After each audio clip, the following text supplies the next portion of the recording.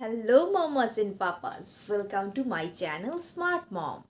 আমি চলে এসেছি আপনাদের সামনে। বাচ্চাদের ইংলিশ শেখাতে গেলে বা ইংলিশের বেসিক তৈরি করতে গেলে গ্রামারটা খুবই গুরুত্বপূর্ণ। এটা আমরা সব প্যারেন্টসরাই বুঝি যে গ্রামারটা খুবই গুরুত্বপূর্ণ।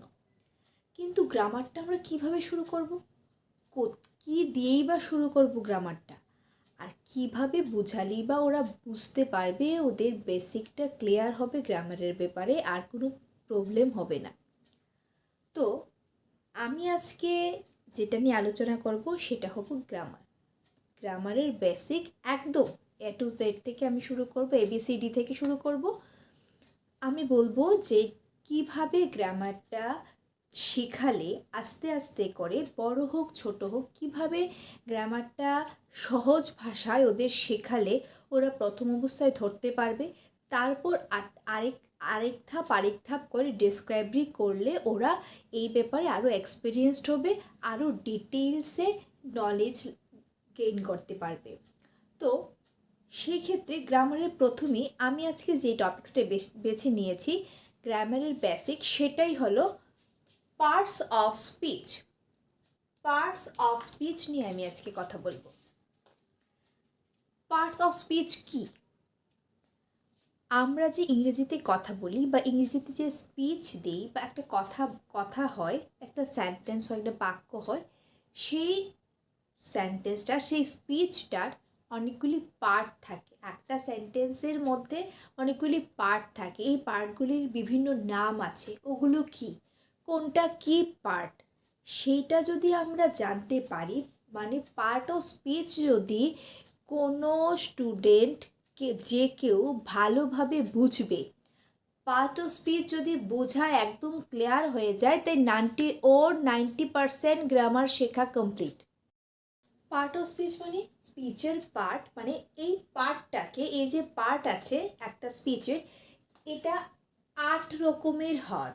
8টা টাইপ, মানে 8টা নাম্বার থাকে। এই পার্টের 8টা নাম্বার থাকে, ঠিক আছে? ওগুলো ফার্স্ট হলো নাউন, তারপর pronoun, adjective, verb, adverb, preposition, conjunction, interjection. নামগুলি আবার বলে দিচ্ছি: noun, pronoun, adjective, verb, adverb, preposition, conjunction, interjection. ঠিক আছে? এই প্রত্যেকটারই আবার বিশেষ ডিটেলস আছে। এটার কিছুটার আবার নিজস্ব, এটার কিছু প্রকারভেদ আছে, কিছু কিছু বিভিন্ন রকমের হয়ে থাকে, কিন্তু আমরা আজকে ওগুলোর মধ্যে যাচ্ছি না। আমরা শুধু এই 8 রকমের পার্ট অফ স্পিচই আজকে আলোচনা করব। প্রথম পার্ট অফ স্পিচ আছে নাউন। নাউন মানে হলো নাম, যে কোনো কিছুর নাম। নাম মানে, নাউন বলতে আমরা প্রথমেই বুঝবো নেমিং ওয়ার্ড।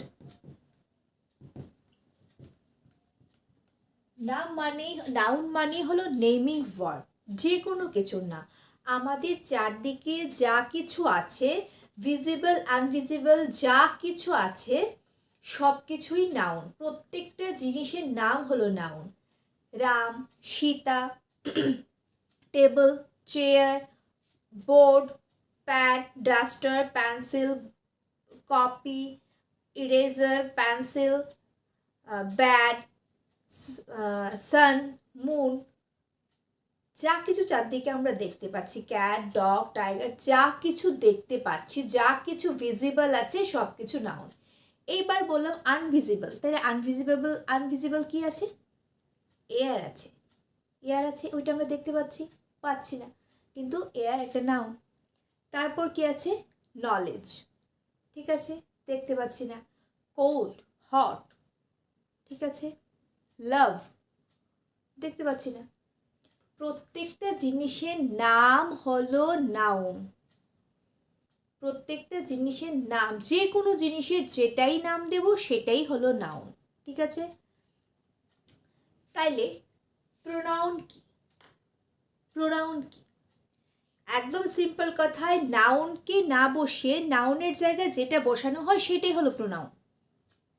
নাউনের জায়গায় যেটা বসানো হয় সেটাই প্রোনাউন। নাউনের ক্ষেত্রে যা যা প্রযোজ্য প্রোনাউনের ক্ষেত্রেও তা যা প্রযোজ্য হয়।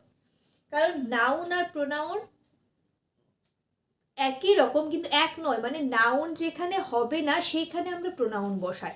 যেমন একটা নাউন বারবার যদি আমরা ইউজ করি কথাটা সৌন্দর্য চলে যায়। আমরা যদি বলি যে রাকেশ ওইখানে যাচ্ছে, রাকেশ ওইখানে গিয়ে একটা স্কুলে যাবে, রাকেশ ওইখান থেকে একটা বই নিয়ে আসবে, রাকেশ বইটা রামুকে দেবে, রাকেশ আমাদের বাড়িতে আসবে, বারবার যদি আমরা রাকেশ বলি ওই কথাটা শুনতে বিচ্ছিরি লাগে বা কথাটার সৌন্দর্য থাকে না। তখন আমরা কি বলি ও।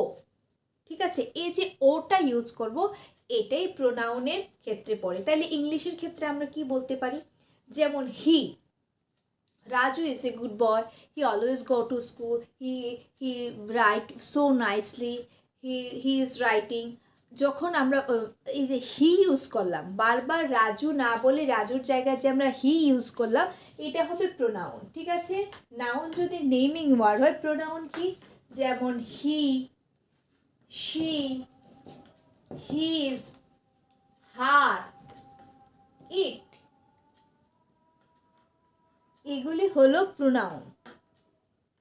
দে, ঠিক আছে, এগুলি নাউনের পরিবর্তে, নামের পরিবর্তে, নাম মানে নাউন, আর নাউন না বসে আমরা নাউনের জায়গায় যে ওয়ার্ডগুলি ইউজ করি সেগুলি হলো প্রোনাউন। ঠিক আছে, এবার নাউন আর প্রোনাউনকে আমি একটু এক্সাম্পল দিয়ে বুঝাচ্ছি, নাহলে ওগুলো বুঝতে কষ্ট হয়ে যাবে, ওগুলো বোঝাটা মাথায় থাকবে না। আমি নাউন আর প্রোনাউন এক্সাম্পল দিয়ে বুঝাচ্ছি। নাউনের এক্সাম্পল বুঝাবো, the cow gives us milk. First line কি, the cow gives us milk. Next, Subhash is the brilliant boy. Subhash is the brilliant boy. Sorry, Subhash is a brilliant boy. Shalil is the best boy in the class. Shalil is the best boy in the class. আপনার ইচ্ছা করলে লিখে নিতে পারেন, যদি খাতায় জট down করেন তাইলে সুবিধা হবে, পড়াতেও সুবিধা হবে বা এক্সাম্পলটা বুঝতেও সুবিধা হবে। Shalil is the best boy in the class. Gold is a valuable metal. আমি আস্তে আস্তে বলছি, লেখার টাইম দিছি, লিখে নিন। Gold is a valuable metal. Honesty is the best policy. Honesty is the best policy. Sheeta is reading a newspaper. Sheeta is reading a newspaper. Amit is a good boy. Amit is a good boy. এখন আমরা noun বের করব এখান থেকে। বলেছি noun মানে নাম, যে কোনো কিছুর নাম মানে হলো নাউন। তাইলে আমরা প্রথমেই নাম দেখব, এখানে একটা অ্যানিমালের নাম আছে কাউ। তাইলে কাউ একটা নাউন। এই লাইনে আরেকটা নাউন আছে, বলো তো কি? Milk. Milk is another noun. Subhash. Next line is Subhash. Subhash is a brilliant boy. Subhash. Boy. ঠিক আছে, আমরা নাউন ফাইন্ড আউট করছি। Shalil is the best boy in the class. Shalil. Boy. Class. এগুলি সবগুলি এক একটা নাম। Milk একটা জিনিসের নাম, সুভাষ একজনের নাম, প্রত্যেক যে কোনো কিছুর নাম। বয় একটা জাতির নাম, মানে বয় কিছু নাম। শলীল কারোর নাম, বয়। ক্লাস একটা গ্রুপের নাম।